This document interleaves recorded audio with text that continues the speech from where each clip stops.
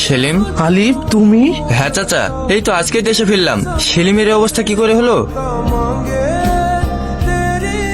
কিরে সেলিম, হঠাৎ তুই এই সময়ে? কিরে, খুব খুশি মনে হচ্ছে।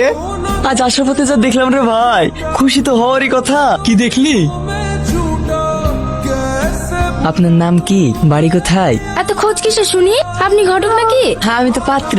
শুনুন, আমার নাম বলা যাবে না। বলিস কি, এত সুন্দর মেয়ে আমাদের পাড়ার? আমার তো জানা ছিল না। অন্য গ্রামেরও হতে পারে। সে আমার স্বপ্নের পরী মতো। তাহলে এই খুশিতে আজ সন্ধ্যায় কালুর দোকানে এগরোল হয়ে যাক। এখনো নাম জানা হইলো না, ঠিকানা জানা হইলো না, আর শুধু খাবো খাবো। তুই তো ভীষণ কিপটি রে, এত ভালো খবর, খাবে তো কি হবে? জমিদার বাবু কি বাড়িতে আছে? না, নেই, যাও পরে আইবা। এই কে ওখানে? মালকিন, জমিদার বাবু এখন দেখা করতে এসছে। ঠিক আছে, পাঠিয়ে দে। বলো কি হয়েছে? আমার জমিদার বাবুর সঙ্গে দরকার ছিল। কি দরকার আমাকে বলো। না, আমি যা বলার জমিদার বাবুকেই বলবো। কেন আমাকে বলা যাবে না? আপনার ছেলে আমার বাপ মা মারা নাসিরের সাথে। জি বন্ধু, একদম সাজানো বাগান রে। ওই এদিকে এসো। হ্যাঁ বলেন। তোমার ঠোঁটগুলো না আমার খুব পছন্দ, আমার গালে ছুঁয়ে দেবে? রাস্তার মাঝে এমন ভাবে নোংরামি করতে আপনার লজ্জা লাগে না?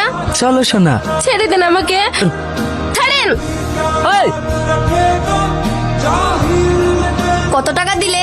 ব্যাপারটা চেপে যাবি বল। আমার বিচার চাই। বেশি হইচই করলে তোদের দুজনকে পুরো গায়েব করে দেবো। কি হয়েছে? ও কিছু না, তুমি ভিতরে যাও, আমি দেখছি। কিরে, এখানে একা একা বসে কি ভাবছিস? কি আবার ভাববে, সে যে স্বপ্নের পরি।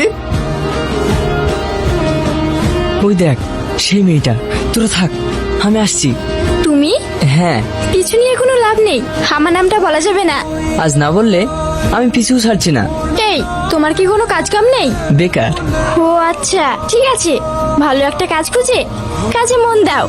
বেকার বেকার আমার পিছু এসো না।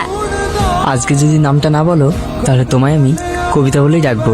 বাবা, একবার আপনি থেকে তুমি।